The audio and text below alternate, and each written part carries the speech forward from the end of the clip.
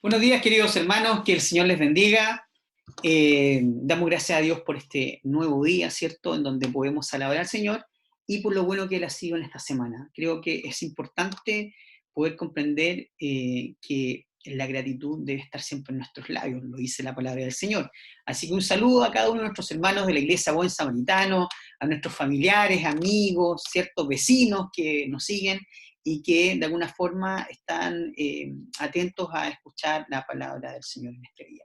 Vamos a iniciar este sermón del día 11 de julio, eh, que nos va a hablar hoy del amor y la justicia de Dios. Así que oramos al Señor. Padre Celestial, en esta mañana te damos gracias por tu amor, gracias por tu misericordia, gracias porque tú diariamente hablas a nuestras vidas y lo haces a través de las personas, de las circunstancias, a través de tu palabra, Señor, a través de aquellos, Señor, que también están madurando en su relación contigo.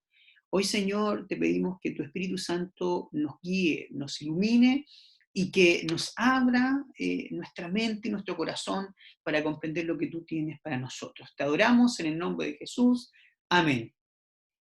Bien, queridos, en esta mañana vamos a reflexionar un poco sobre esta realidad que mucho hemos hablado, ¿cierto?, del amor de Dios y cómo el amor de Dios es importante y se hace presente siempre en cada situación que vivimos y que experimentamos, aún en medio de esta pandemia. Hemos visto cómo, de alguna forma, nuestras familias, nuestros amigos, hermanos, ¿cierto?, han podido enfrentar estas situaciones y han sido bendecidos. Tiempos en donde hemos podido pasar más tiempo en familia y ahí descubriéndonos un poco más cuestión que de pronto en la normalidad anterior a la pandemia era un poco más lejano, ¿cierto? Porque estábamos corriendo todos con las clases y los trabajos.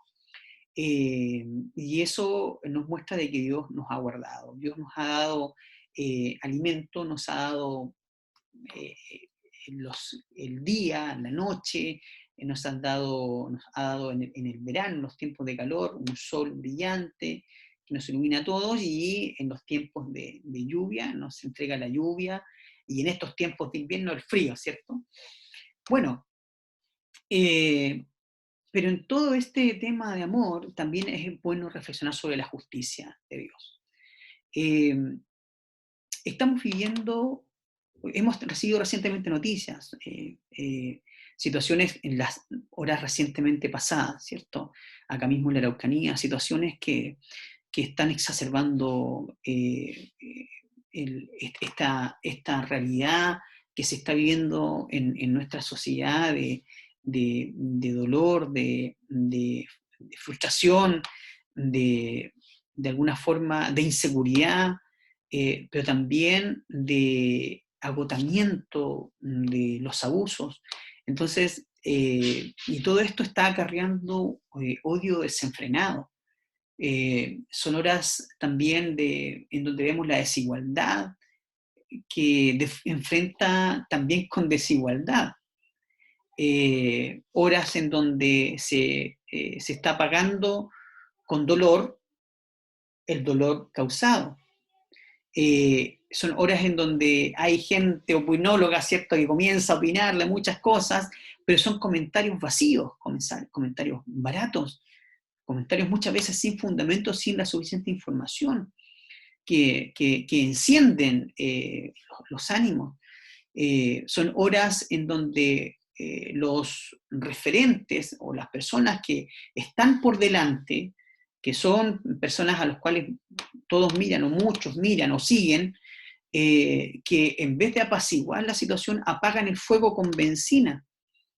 Son horas de odio desenfrenado, estamos viviendo tiempos, momentos en donde vemos que, como se ha dicho, cada uno hace lo que cree que está bien. Y cada uno, como cada uno cree que está haciéndolo bien, cada uno hace lo que le parece bien.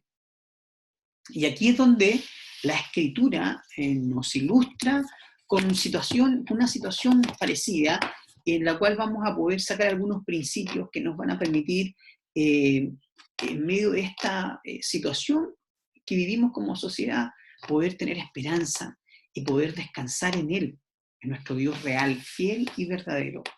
Vamos a ir a Jueces, capítulo 21, versículo 25, la última parte del 25. Es un texto que dice que en esos días Israel no tenía rey. Cada uno hacía lo que le parecía correcto según su propio criterio. Otra versión dice, cada uno hacía lo que bien le parecía. Fíjese que este tiempo fue un tiempo oscuro de Israel, donde si bien es cierto había líderes, ¿ya? Habían líderes, jueces que se llamaban, los que de alguna forma lideraban el pueblo de Israel. Si bien es cierto habían jueces, habían líderes, los referentes no eran lo suficientemente influyentes o inspiradores para el resto de la sociedad, ¿ya? Y en ese momento estaban pasando situaciones muy macabras, ¿ya? Eh, hay historias en el capítulo 19, el 20, el 21, en donde demuestra cómo cada uno hacía lo que le parecía bien. Por ahí hay un levita que arma su propio templo en su propia casa, ¿cierto? Contrata a un sacerdote.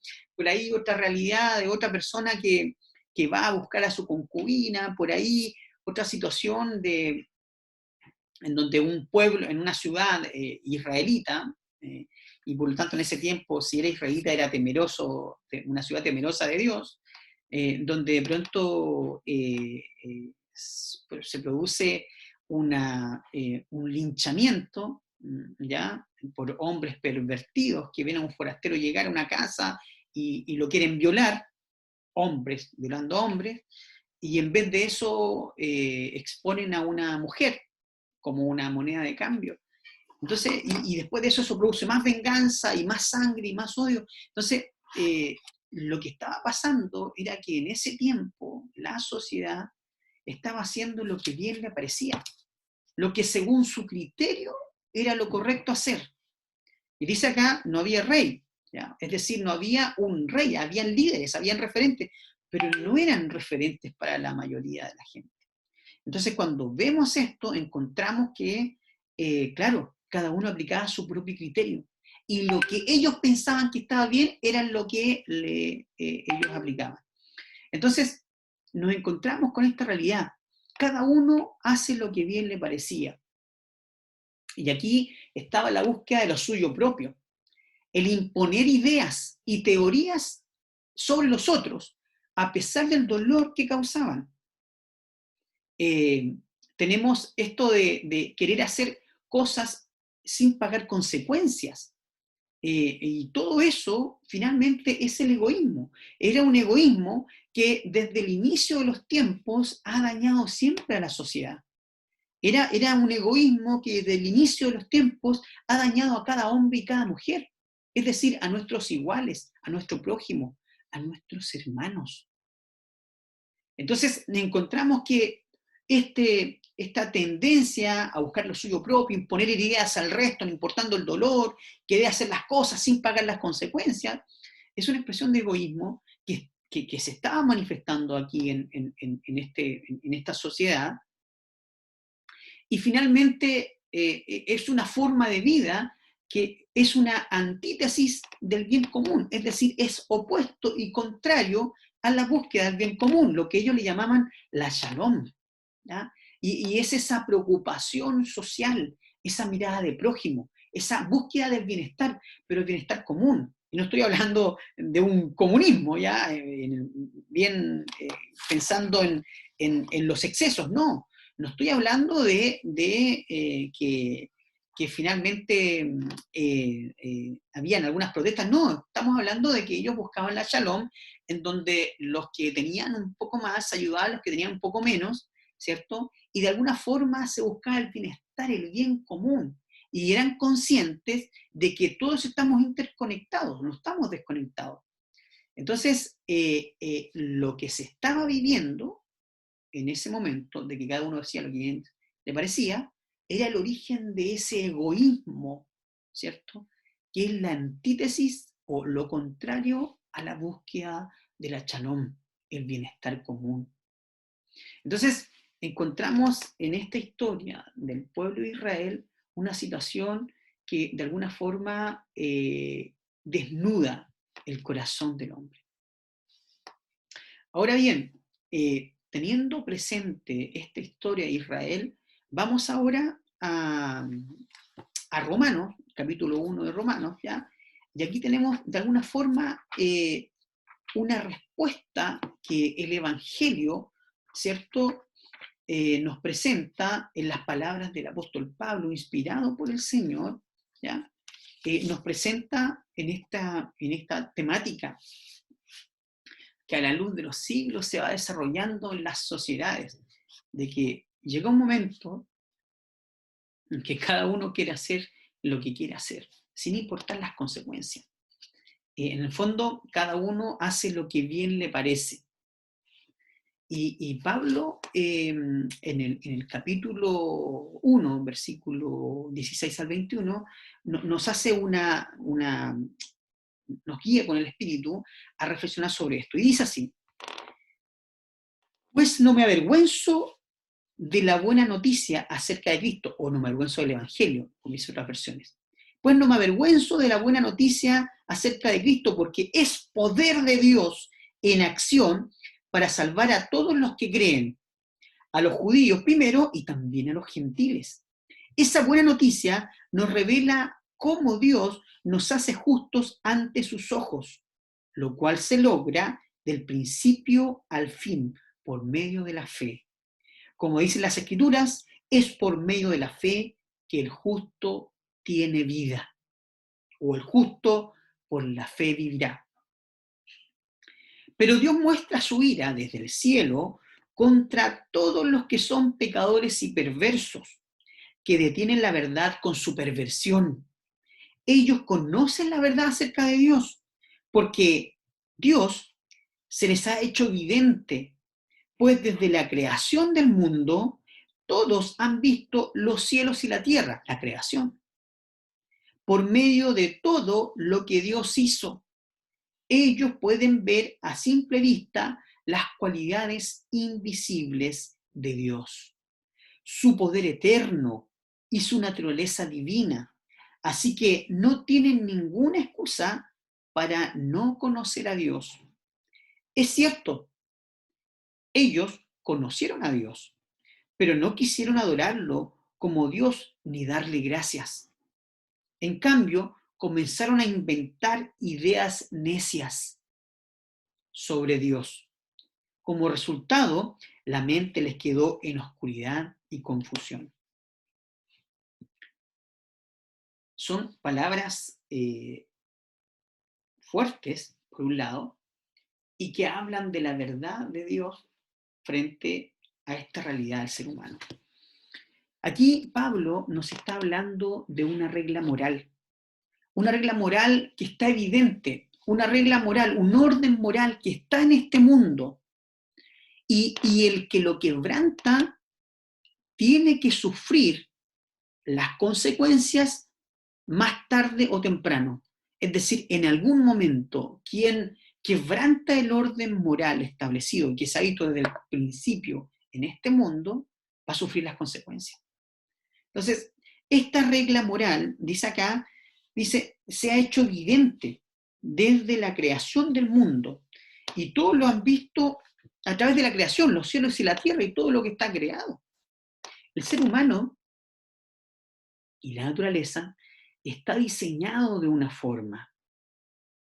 Por ejemplo, un ejemplo, hoy día se habla del matrimonio igualitario.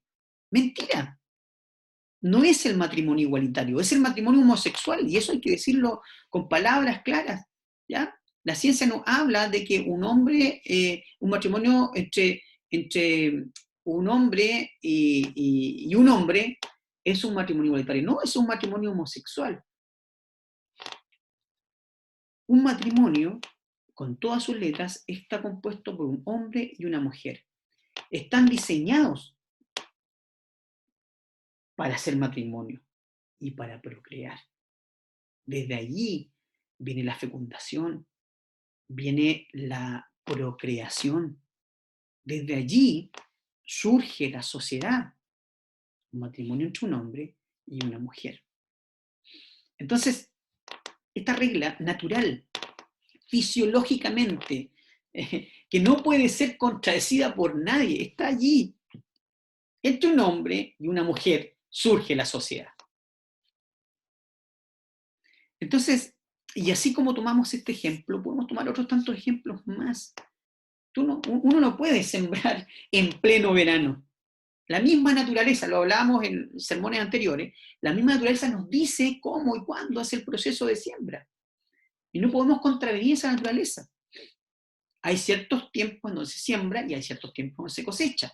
Si alguien pretende alterar aquello, va a sufrir las consecuencias. Lo que nos está pasando en nuestro mundo respecto de la contaminación.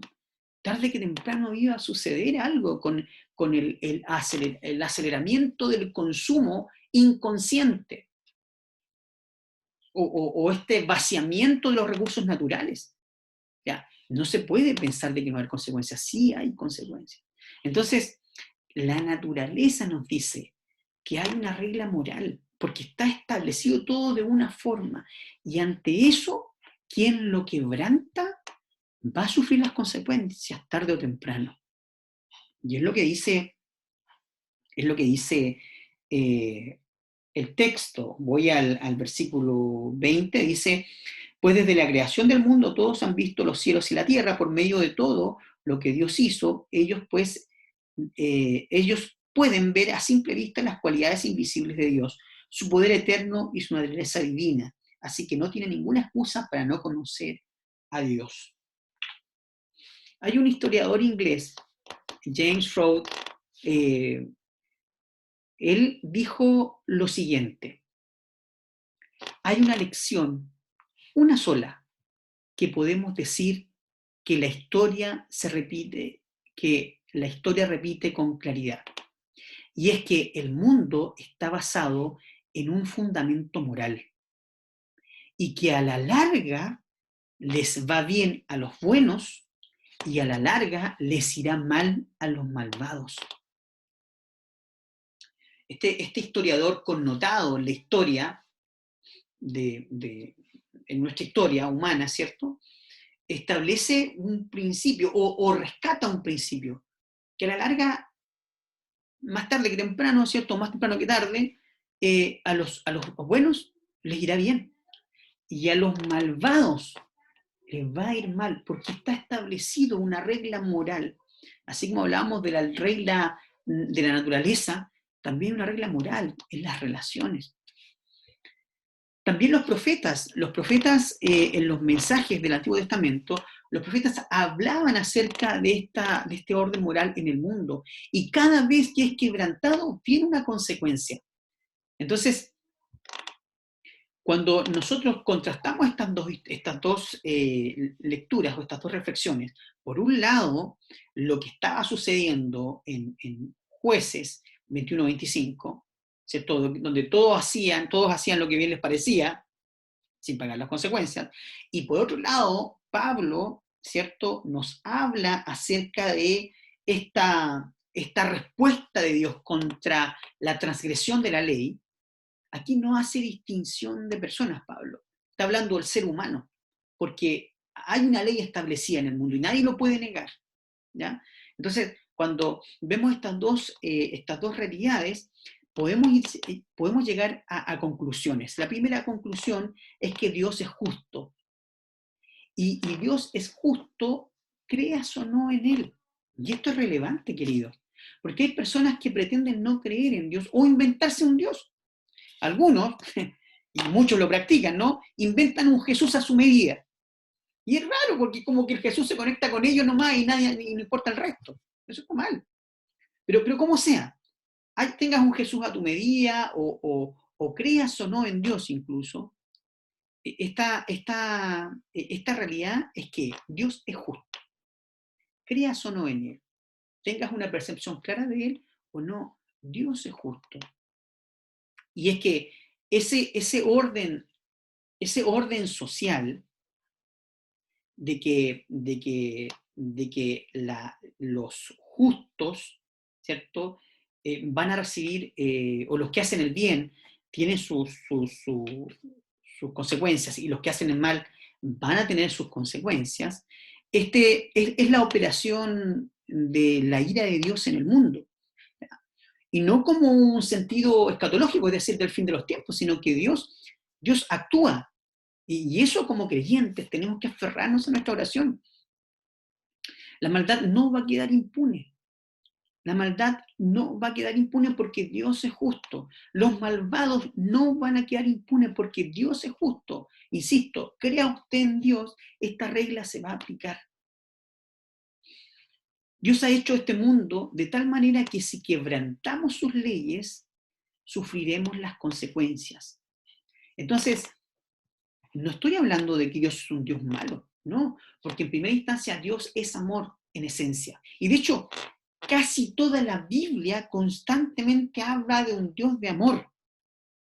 Y en casos excepcionales, Dios aplica su justicia. Entonces, en circunstancias extraordinarias, Él aplica la justicia, lo que algunos llaman la ira de Dios. Y por lo tanto, la conclusión es que Dios es justo, queridos. Dios es justo. Y ahí está nuestra esperanza. Para aquellos que estamos clamando y estamos orando por nuestra Araucanía, estamos orando por nuestro país, por nuestro Latinoamérica y nuestro mundo. No cesemos de orar, no nos cansemos de orar, pero del corazón, con el alma. Este mundo necesita ver a ese Dios, y ese Dios de justicia, en donde a los buenos le va a ir bien y a los malos van a recibir su paga y sus consecuencias, los malvados. Aquellos egoístas, ¿cierto?, que hacen lo que ellos quieren y buscan hacer lo que ellos quieren. Eso no está bien. Estamos diseñados para vivir en sociedad como seres humanos. Entonces, en primer lugar, la conclusión es que Dios es justo. Lo creamos en Él o no. En segundo lugar, la maravillosa posibilidad de recibir la gracia. Este dilema de la humanidad, en este dilema de la humanidad, llega el amor de Dios. Y es un acto de gracia que no se puede describir. Es un acto de gracia que rescata al hombre de las consecuencias de su pecado y le salva de la ira que estamos hablando, de la ira en que ha incurrido. Eso es gracia. Y eso es lo que predicamos, y eso es lo que se refiere Pablo cuando habla en el 16, ¿cierto? No me avergüenzo del Evangelio porque es poder de Dios. Hemos hablado de que la palabra poder, escrito en griego, ¿cierto? Es como el dínamo, ¿cierto? La potencia, la fuerza expansiva que produce el Evangelio. Y sí, porque en esencia la gracia salvadora de Dios es amor. Es un amor que perdona, que sana el alma y que nos enseña a perdonar. Y usted, yo como creyentes, el perdón debe estar a flor de labio, desde el corazón, porque es allí donde la gracia tiene su fuerza, su fortaleza. Y por lo tanto, diríamos que frente a la realidad de que Dios es justo y cada uno recibe lo justo, ¿cierto? La maravillosa gracia de recibir este perdón, el Evangelio, como dice Pablo, es aquello que nos permite, que nos salva de la ira, nos salva de las consecuencias de nuestras malas acciones, nuestro pecado, ¿cierto? Y es un acto de gracia indescriptible, de un amor que no es el amor típico del ser humano, es un amor inagotable, es un amor inmenso que se llega al ser humano y puede ser recibido por él. Así que tenemos ahí la segunda conclusión. Y la tercera conclusión es que debemos tener presente este elemento de la causa-efecto, ¿no? Cuando uno dice, yo tomo este plumón y lo suelto, el plumón se cayó, puede haber sido un vaso de vidrio, ¿no? Que lo puede haber lanzado a las piedras y si suelto el vaso a las piedras se quiebra, o el vaso se quebró. Ese es un efecto. Pero ¿cuál fue la causa? El que yo soltara el vaso. Entonces está la causa y el efecto. La causa es lo que produce el efecto, o sea, la causa es lo que genera el acto de soltar el vaso, por ejemplo, y el efecto fue que el vaso se quebró. De igual manera, el argumento de Pablo sigue esa lógica. Si observamos el mundo, vemos que el sufrimiento sigue al pecado. Es decir, si usted y yo, si el ser humano quebranta las leyes de Dios, el pecado le va a seguir por una causa-efecto el sufrimiento, y no porque Dios sea malo, queridos. Y ahí mucha gente se equivoca. Dios no es que sea malo, sino que sencillamente se está cosechando los efectos de la causa, de lo que nosotros mismos provocamos. Por ejemplo, si se quebrantan las leyes de la agricultura, la cosecha no va a surgir o no va a ser granada.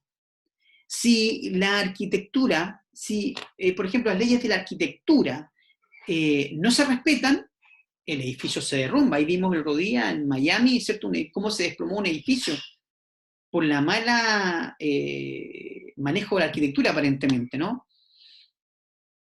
Si quebramos las leyes de la salud, llega la enfermedad. Si quebramos las diferentes leyes, viene una consecuencia. Entonces, esta vida está diseñada bajo leyes, bajo reglas, ¿cierto? Hablábamos delante de el fundamento moral. Hay un orden moral, hay leyes que sujetan el orden moral. Y si las quebrantamos, trae consecuencias, trae efectos. Entonces, Pablo de alguna forma está diciendo lo siguiente en este texto que leímos recién.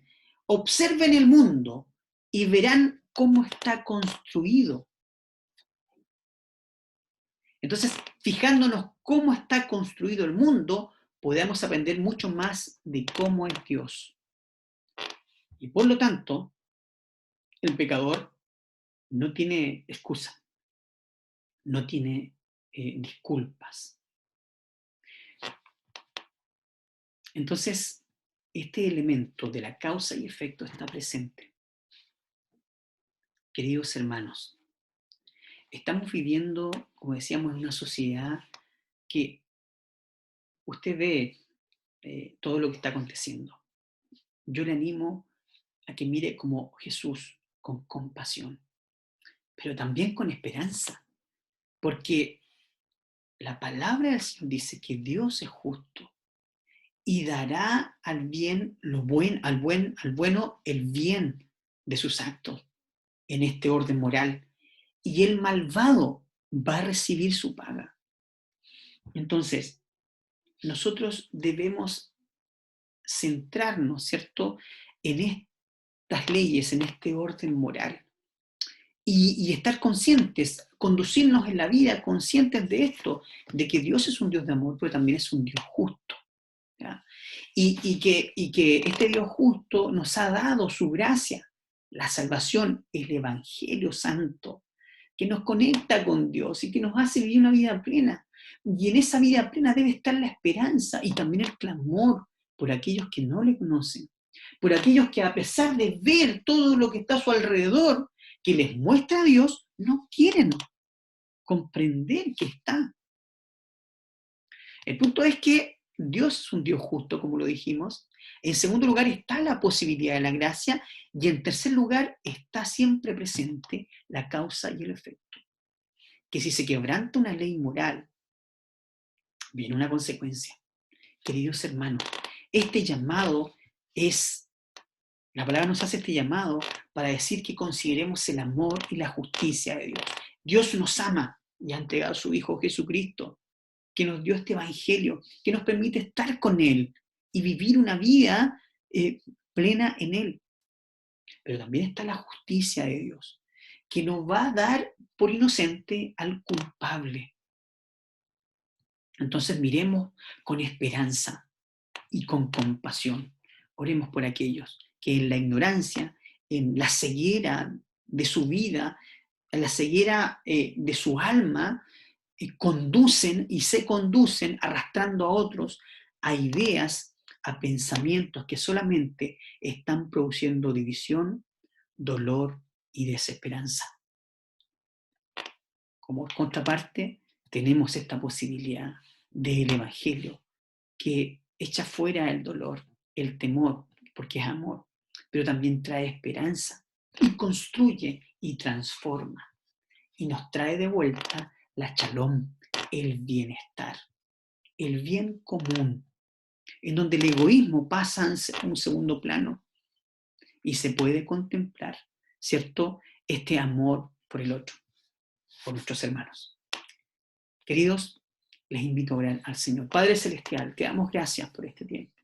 Gracias, Dios mío, porque tú nos enseñas, tú nos guías, tu palabra nos lleva a esta realidad de comprender, Señor, de que tú tienes el control de todo, Señor, pero también que tú, Señor, estableciste un orden moral, Señor, en la tierra, en la vida, Señor, y que desde allí no hay excusa para nadie, Señor. Pero además nos diste este evangelio, Señor, como dice Pablo, que es poder de Dios y que trae, Señor, esta verdad, nos revela esta salvación por medio de la fe en ti, Jesús. Padre Celestial, oramos por la iglesia, oramos por nuestros hermanos, Señor, para que afirmen sus corazones en esperanza y con esa esperanza puedan mirar, Señor, hacia el futuro, puedan mirar la realidad, Señor, con amor, con perdón, Señor, y con este compromiso, este desafío de poder establecer el Evangelio de Cristo como poder de Dios, como mencionaba Pablo. Señor, que nuestras almas y nuestros corazones puedan volver al origen de nuestra fe, que es el Evangelio, el poder tuyo, Jesús, que transforma el corazón y transforma las comunidades y las sociedades, Señor. Dios mío, gracias te damos porque tú tienes, Señor, el control de nuestras vidas, el control de todo. Tu soberanía, Señor, nos permite, Señor, estar confiados. Te alabamos y te bendecimos en el nombre de Jesús. Amén. Damos gracias a Dios por quien nos habla y recordamos una vez más el amor y la justicia de Dios. Tengamos esperanza porque Él está en esta realidad. Que el Señor les bendiga, que tengan una bendecida semana. Saludos de parte de la iglesia y nuestra familia pastoral. Chao, chao.